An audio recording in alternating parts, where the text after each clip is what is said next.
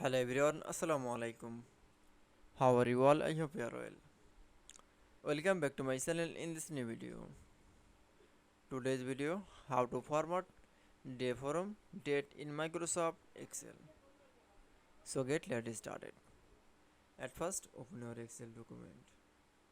Firstly, then show the day and day, date and day.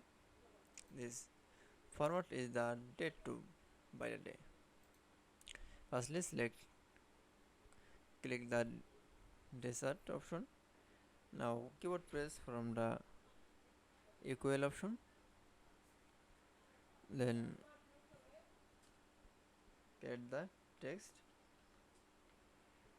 and keyboard press first bracket and select the first date. Now from comma, then again inverted comma, then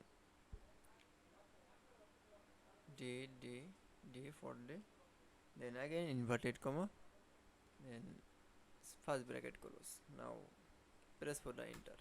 That's okay. Then move the all is to and that's okay. Then show the date to day and this format in Microsoft Excel. I hope to enjoy the video. Please like, comment, share and subscribe my channel. Thanks for watching.